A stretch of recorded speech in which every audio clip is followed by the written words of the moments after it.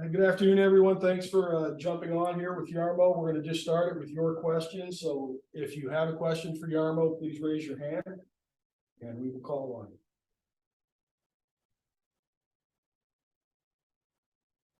All right, we'll start with Brian Hedger. Go ahead, Hedge. Hey, Jarmo. Good afternoon. Thanks for doing this. Just wanted to, kind of review that trade with you a little bit. Giving up two guys like Korpisalo and Gavrikov, not easy. If you could comment maybe on why you felt you had to make those deals. Well, both of them are pending unrestricted free agents, and where we are in our process and in the season right now, we felt that it was a necessary move for our future. With Gavrikov in particular, it seems like there was just maybe a gap there that was too wide or whatever as far as contractual stuff.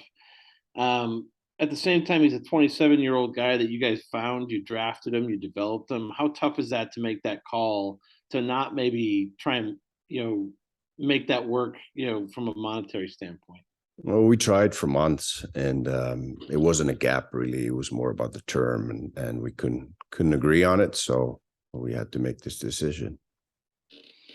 When kind of building off that he's out, like I said, he's 27 years old, and you have a lot of young defensemen in this organization. Does that make, like, with him going now to another organization, does that make the need? How pressing does it make the need to add a veteran defenseman, maybe for next season to replace him? Yeah, we're going to look at all the options to make our team better. I like some of the growth that we've seen in our club and play recently, and some of those guys are young and just getting their feet wet in the league and getting some valuable experience under their belt, and now they're starting to show it on the ice. But like I've said, we're always looking for ways to improve our team, and when we go into free agency July 1st, there'll be some good options, and that's what Gavrikov expressed to us, that he wants to test the market on July 1. So we'll see what happens then.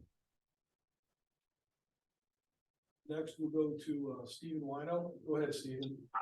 Thanks, Todd. Hey, Jarmo. You just mentioned doing anything to kind of help your team get better. Can you see yourself with some of the assets you have making a couple more moves between now and Friday, even with kind of an eye on the future next year? We keep working at it, and definitely with the picks that we have now as assets, we were looking to make our team better, not just be picking year after year. Obviously, our first pick is not going to be in play, but the pick that we acquired and some of the future picks that we have plenty of now will be in play to try to improve our team next year, but not just next year, into the future, into the same window where we see our young group developing into a playoff team and a playoff and cup contender. Obviously, you guys got Jonathan Quick in the trade. Kind of what do you see happening with Jonathan between now and Friday?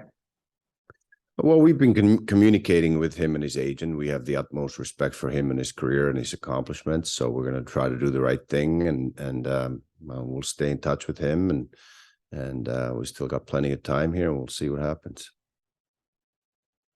Next, we'll go to Clay Hall. Go ahead, Clay. Hi, Jarmo.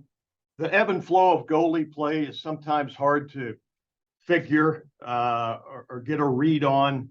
Was it tough to give up Korpi, who's come back pretty strong from the injury and has had his own moment in the sun here this year?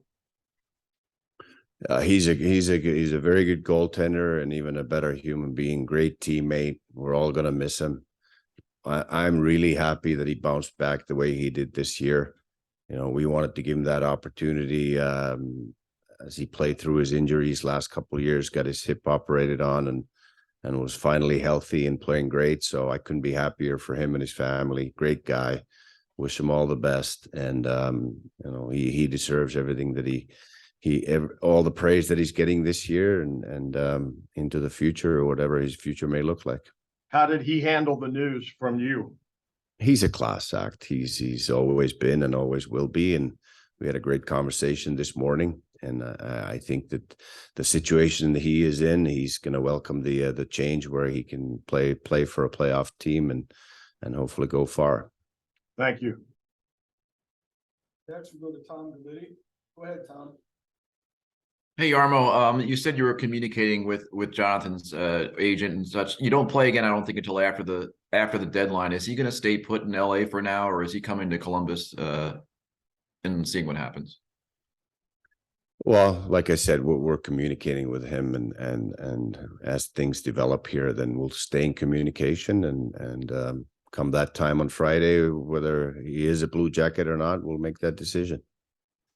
And just in general, looking at your obviously a lot of things happen beyond your control with injuries and stuff like that. Is there a way for you to maybe pull a positive out of this year with some of the things that you've been doing to at least make sure that, you know, next year is not the same thing?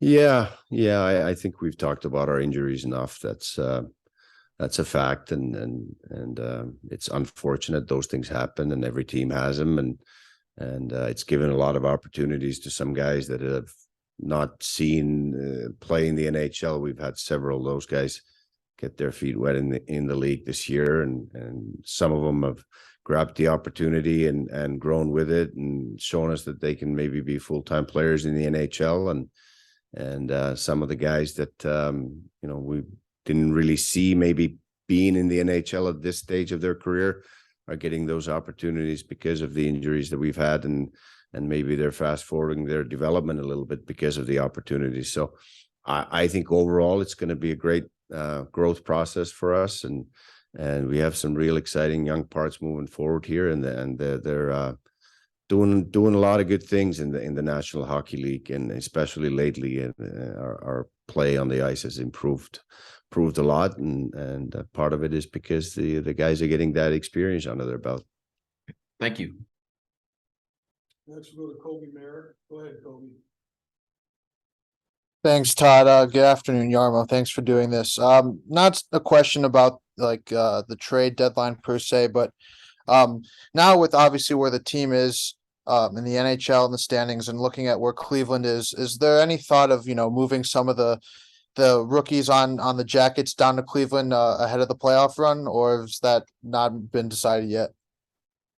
We've talked about a lot of different things and what's best for the individuals, what's best for the Blue Jackets and the Monsters. Obviously, we want the Monsters to make the playoffs, and they certainly would have if we hadn't taken half of their team onto the ice with us. And it's been a quite an interesting process for Chris Clark and the team in Cleveland, because they were doing so well before we started having our injuries and took half of their lineup, like I said. So we still need 20 guys on the ice for the Blue Jackets every game, and that's the tough part of it.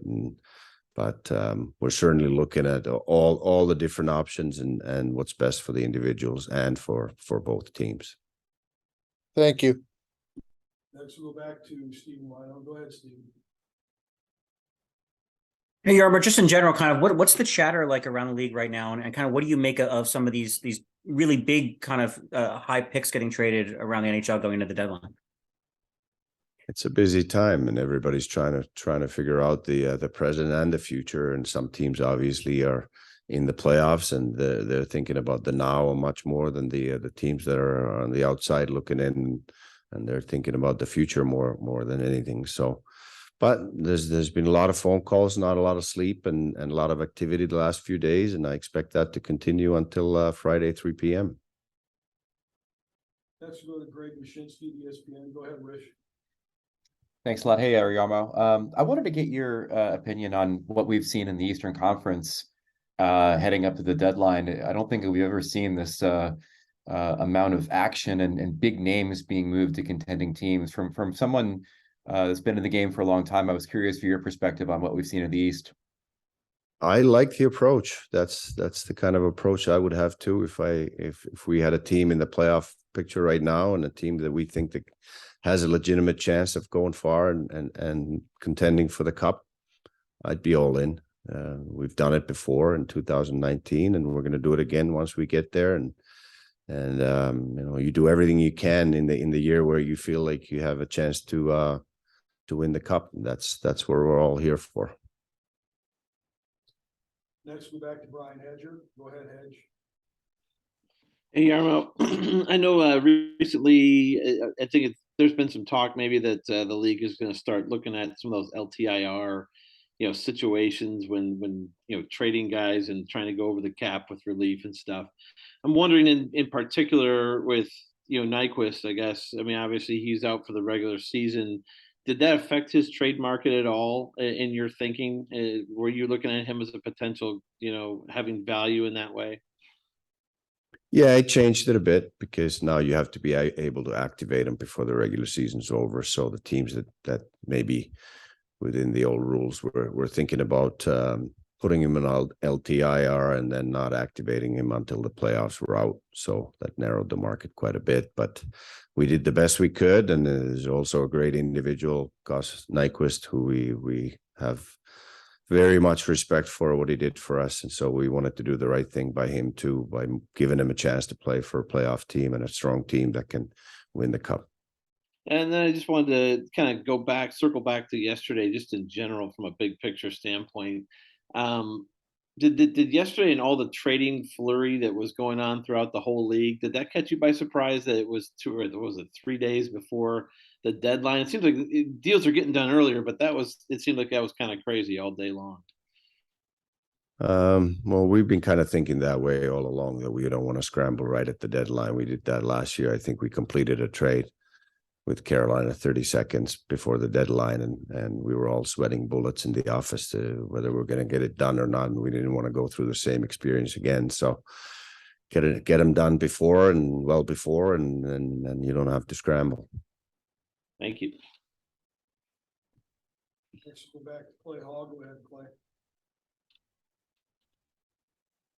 I realize first things first, and that's the trade deadline, but how much buzz are you hearing from your fans about the draft and Connor Bedard and the fact that you might be in that running? Yeah, I guess there's a lot of buzz about it, and there's still the lottery process, and see where we end up in that. Where we know where we are right now, and if the season ended now, but it could look a whole lot different 20 games from now. So we're scouting the top prospects. I've been doing them myself a lot. Our scouting staff's every game watching those top guys to make sure that they're in the right order, and there's some special players available, whether we end up drafting number 1 or number 2 or 3 or whatever it may be. We're going to get a special player this year. It's a strong draft, and it's going to be great for our future. Thanks. And then time for a couple more. Go back to Greg Wyshynski. Go ahead, Wish.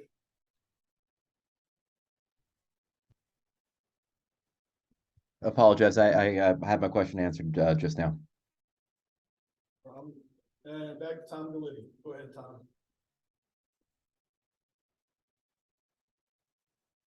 I'm sorry, my question was answered also, sorry. Okay, well, going once, going twice. Any more questions for Jarmo? I guess not. Thanks, Jarmo. Thanks, everyone. Thank you. Appreciate you coming on.